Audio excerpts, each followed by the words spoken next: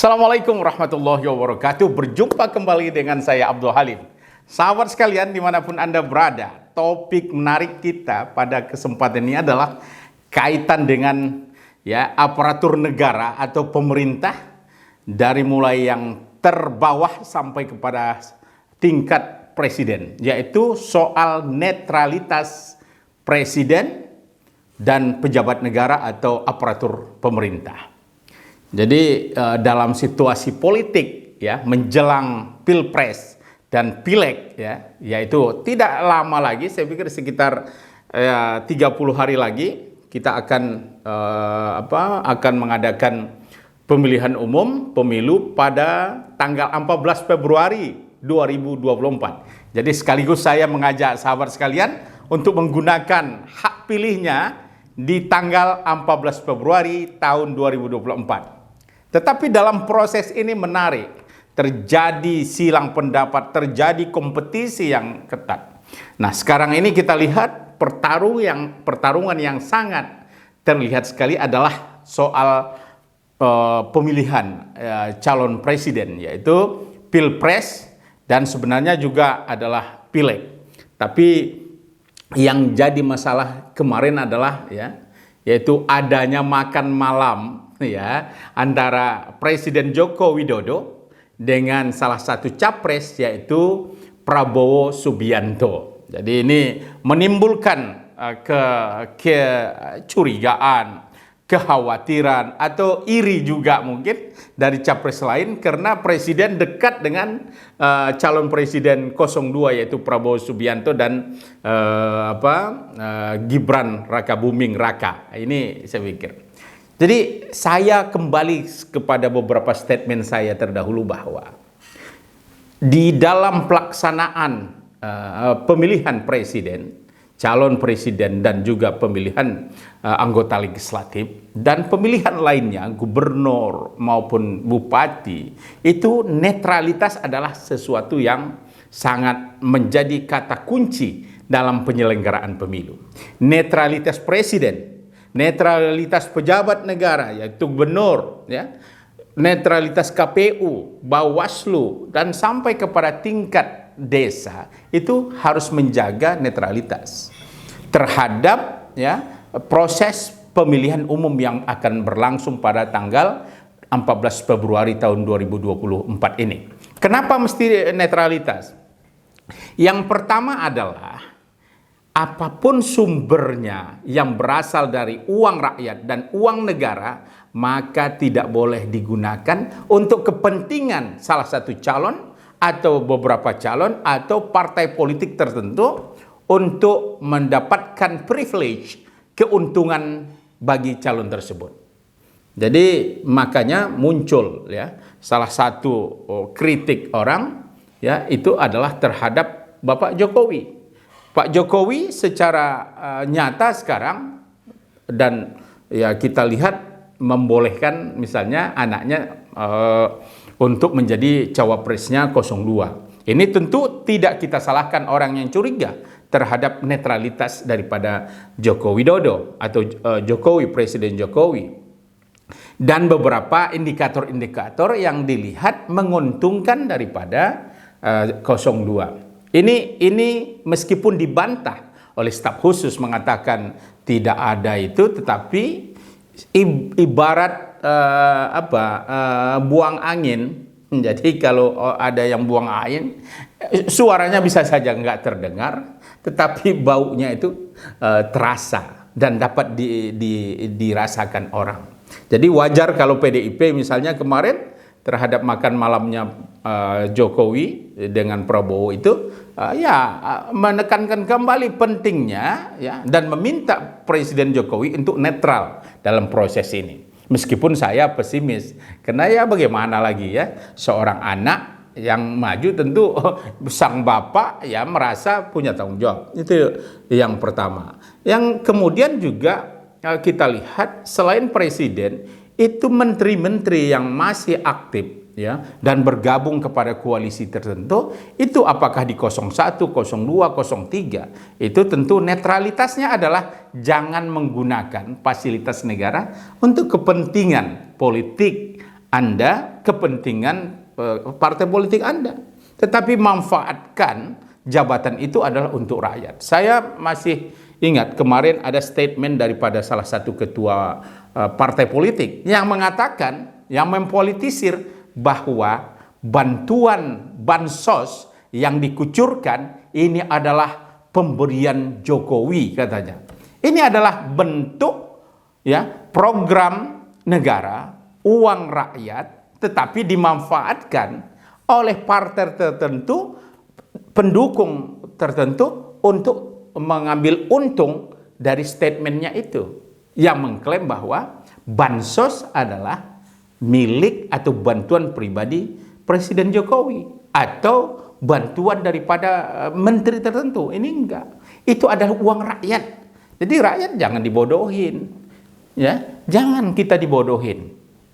Rakyat juga kalau ada yang bagi-bagi bansos seperti itu bukan uang partai, bukan uang presiden, bukan uang menteri, tetapi uang kita, yaitu dari pajak kita, dari pendapatan negara yang sah, ya, untuk kesejahteraan rakyat. Jadi itu jangan nonsen itu. Jadi ini bentuk netralitas daripada pejabat negara atau kelas menteri harus ya menahan diri, tidak memakai mengkapitalisasi program-program negara menjadi kepentingan atau klaim sepihak bahwa itu adalah bagian daripada kebaikan atau jasa dari pribadi pejabat tersebut. Ini di tingkat menteri kita lihat. Dan ini juga kaitan netralitas terhadap di tingkat kementerian misalnya, bagaimana harus seorang menteri ya, termasuk Menteri Desa ya, kebetulan juga pendukung dari 01, itu juga harus netral, tidak boleh memanfaatkan jabatan untuk sampai ke tingkat desa. Dan apalagi juga memanfaatkan, khususnya ini kita lihat bagaimana di istana itu dikumpul pejabat-pejabat desa ya, desa itu dikumpul dan seolah-olah ada diberi kode-kode khusus untuk mendukung paslon tertentu. Sahabat sekalian, kalau kita lihat sekarang ini soal netralitas ini, dari mulai tingkat desa, camat, bupati sampai kepada tingkat kementerian, ini problem besar bagi bangsa kita sekarang dalam proses pesta demokrasi atau proses pemilihan presiden maupun pemilihan legislatif ini. Kita lihat kemarin bagaimana misalnya aparat desa dikumpul ya, dan ini menjadi sesuatu yang kurang elok ya. Kurang elok kenapa? Karena ada potensi untuk memanfaatkan aparatur desa ya, pejabat desa itu untuk dikapitalisasi untuk menjadi pendukung atau menguntungkan salah satu capres. Ini saya pikir kita melihat bagaimana sekarang, dan bahkan ada abdesi kemarin itu sempat ada statement ya, organisasi dukung paslon tertentu. Ini saya pikir tidak boleh terjadi. Begitu juga kita lihat di Bekasi kemarin ada pertandingan hari Jumat tanggal 5 Januari 2024, kita lihat bagaimana sebuah pertandingan olahraga yang seharusnya sportivitas yang dijaga itu mereka ya, dan ini camatnya, beberapa orang camat itu memakai jersey baju bernomor paslon tertentu, dan di lapangan kelihatan masa nomornya sama semua ya kan gitu, memilih pada calon tertentu. Jadi saya pikir camat pun ya, bupati pun sampai gubernur pun ya, apalagi kementerian dan terlebih-lebih seorang presiden harus menjaga netralitas dan memberikan contoh yang baik kepada masyarakat. Mau jadi apa negara kita ini kalau netralitas ya kita tidak dijaga dengan baik? Apa gunanya demokrasi? Demokrasi itu adalah menjaga, adalah untuk partisipasi masyarakat, untuk proses fair and fairness-nya, suara masyarakat, aspirasi masyarakat itu diakomodir, didengarkan, meskipun nanti hasilnya adalah perbedaan-perbedaan itu. Itulah yang demokrasi. Jangan demokrasi yang ditenggarai dengan bagi-bagi sembako, bagi-bagi minyak goreng, ya, bagi-bagi uang, dan bahkan yang lebih parah lagi adalah kita lihat fenomena, ya, bagaimana netralitas itu tidak ada adalah ketika salah satu calon paslon itu izinnya dicabut menjelang acara berlangsung. Sahabat sekalian, netralitas ini penting dan harus dicontohkan oleh pemimpin tertinggi di negeri ini, yaitu Presiden Jokowi harus menjamin dan memastikan dia harus netral, dan bukan hanya di kata-kata tetapi dalam tindakan nyata, ya. Kita sebenarnya agak susah mengharapkan netralitas itu jika pemimpinnya yang tertinggi tidak melakukan dan berinisiatif untuk memperlihatkan sikap netralitas itu. Salah satunya, kalau menurut saya, netralitas itu bisa terjaga, ya, akan lebih baik misalnya Presiden Jokowi, ya, tidak cawe-cawe terhadap salah satu paslon, meskipun sebenarnya kita dengan majunya Gibran ini sebenarnya, ya, melalui proses MK yang secara cacat secara etik, ya, cacat secara etik, ya, secara etik aja sudah cacat, memang susah mengharapkan, ya, adanya netralitas dari seorang Joko Widodo, karena memang berkaitan dan sangat manusiawi sekali bagaimana kecenderungan kita terhadap keluarga dan kerabat kita. Jadi ini saya pikir persoalan mendasar kita. Tapi terlepas itu semua, karena sudah berjalan, saya pikir masih berharap kita. Saya masih berharap semoga, ya, Pak Presiden Jokowi ini bisa, ya, menjaga dirinya agar husnul khotimah di dalam masa jabatannya. Jadi termasuk juga harus bergerak dan memastikan aparatur negara, ya, baik itu TNI, kepolisian, dan perangkat-perangkat kekuasaan negara itu harus dinyatakan tidak mendukung dan terhadap salah satu paslon, apalagi, ya, secara aktif untuk menjadi tim sukses daripada salah satu capres misalnya.